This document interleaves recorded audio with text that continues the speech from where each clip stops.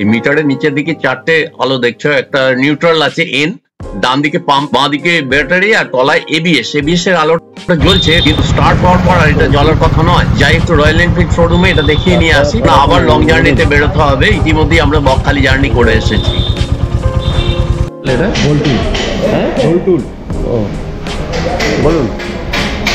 ABS এই যে সিগন্যালটা এখানে আসার কারণ, এবিএস এর জল টল লেগে বা কোনো কারণে ওটা একটা কোড আছে, তো সেইখানে কোডটা আমি এটা ডিলিট করে দিতে। কি এসেছিল কোড? আমার front wheel speed sensor code এটা এসেছিল, সেটা ডিলিট করে দিতে এখন ঠিক হয়ে গেছে। সেন্সার আপনার একদম ঠিক আছে, এটা নিয়ে চিন্তা করার কোনো ব্যাপার নেই। বেশ বেশ, ঠিক আছে।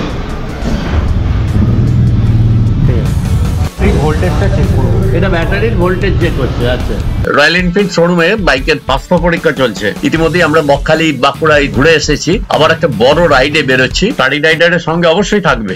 12.63 ঠিক আছে।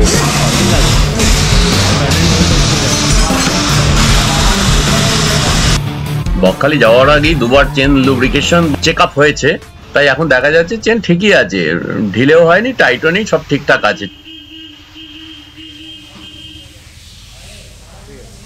সামনের এবিএস খুলে ফেললেন, খুলে ভেতরে যে রাবার বুশ বা ব্রেক শু বলে যেটা, ওটা ঠিকঠাক আছে কিনা ওটাকে একটু হাওয়া দিয়ে পরিষ্কার করে দিলেন। ধুলো টুলো কিছু কোনো জায়গায় কিছু হয়তো প্রবলেম হচ্ছিল, যার জন্য ওই এবিএস এর আলোটা কিন্তু স্টার্ট অবস্থায় জ্বলবে না, কিন্তু এটা জ্বলছিল। বাইকার বন্ধুরা এটা নজরে রাখবেন।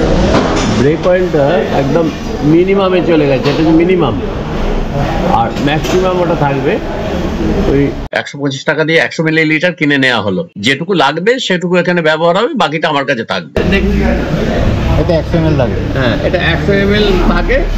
এইটা নিয়ে নিলাম, যেটুকু লাগবে বাকিটা আমার কাছে থাকবে। এইভাবে পাল্টাতে হয়।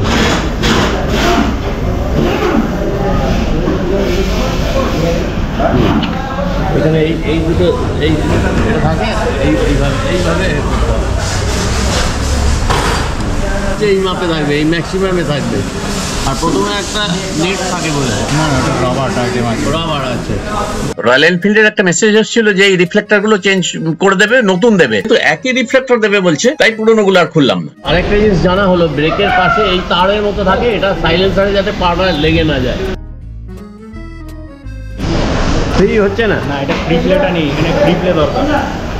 ফ্রি প্লে দরকার, তার মানে আরেকটু লুজ করতে হবে। কোনোদিন আমারও তাই মনে হচ্ছিল। ক্লাচটা বেশি হার্ড থাকলে ক্লাচ প্লেট, হ্যাঁ একটু হার্ড আছে মনে হচ্ছে, এইখান থেকে ওটাকে একটু লুজ করা আছে ক্লাচটাকে। তাহলে হার্ডে আমার অসুবিধা হয়, তাহলে লাগে তো। এইটা করে এইটাকে লুজ করে দেওয়া আছে। এটা বেশি ক্লাচ ওভার টাইট হয়ে থাকলে ক্লাচ প্লেট পুড়ে যাওয়ার সম্ভাবনা থাকে, ক্লাচ প্লেট পুড়ে যাবে।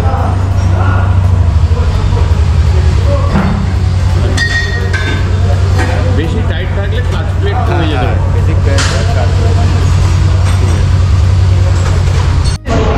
32 ঠিকই আছে, 32 ঠিক আছে, 32-36 তাই তো। প্রথম সার্ভিসিং এ রোহিত কুমার বলে দিয়েছিলেন 32 আর 36 থাকে হাওয়া। পিছনের চাকায় মাত্র 13 ছিল। ফুয়েল কনজাম্পশন এই জন্যই কমেছে। অনিমেষ, আমার বাড়ি ঘোরদচটি, বর্ধমান।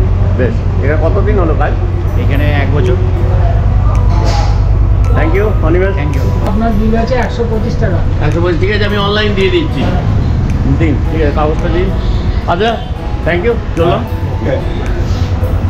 রয়্যাল এনফিল্ড মিটার 350 2023-এর মাঝামাঝি কেনার সময় ওরা এই হেলমেটটা দিয়েছিল, কিন্তু সামনে কোনো ভাইজার দেয়নি। এই ভাইজারটা আজকেই রয়্যাল এনফিল্ড শোরুম তেজগঞ্জ থেকে লাগালাম, তাই এটার দাম নিল 365 টাকা। বেশ ভালোই, মানে হেলমেটটা হাফ হলেও ভাইজারটা একদম নিচে পর্যন্ত নেমে যায়, ঠান্ডার সময় কোনো অসুবিধা হবে না।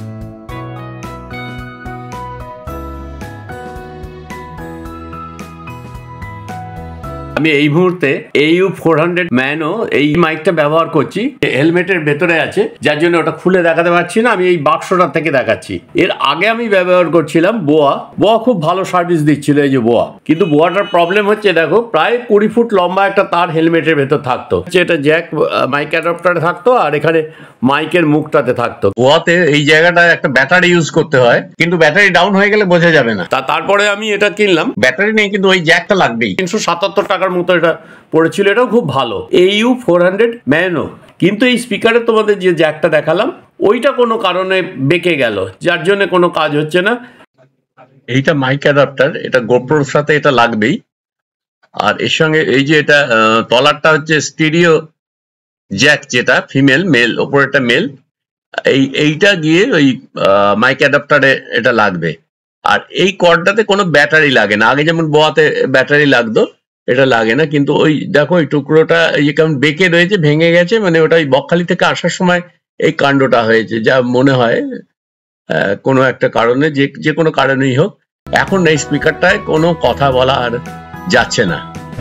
এইটা ভাইজারটা খোলা অবস্থায় কথা বলছি, এটা কিন্তু ডাইরেক্ট গোপ্রোতে নিচ্ছে সাউন্ডটা, কোনো মাইকে কোনো কথা হচ্ছে না। আচ্ছা, আর এইবার এই ভাইজারটা নামিয়ে দেখে কথা বলছি, সাউন্ড কিছু আসছে কিনা বুঝতে পারছি না, নিশ্চয়ই আসছে না সেরকমভাবে।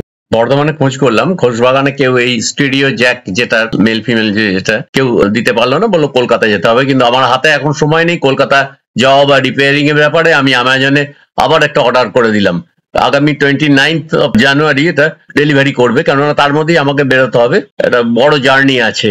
তোমরা সঙ্গে থাকো, তোমরা দেখবে।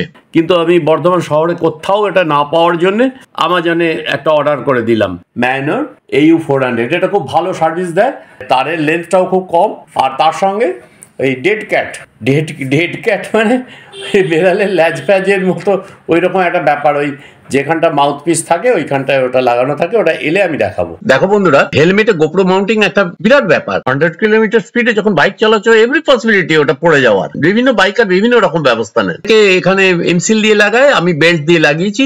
গোপ্রোয় ভালো ছবি পেতে হলে এই গোপ্রো মাউন্টিং, গোপ্রো সেটিং এবং এর এয়ার নয়েজকে কিভাবে অ্যাভয়েড করা যায়, গোপ্রোর ব্যাটারি কতক্ষণ বেশি চালানো যায়, আমি যা শিখেছি তোমাদের পরের ভিডিওগুলোতে সবকিছু জানিয়ে দেবো।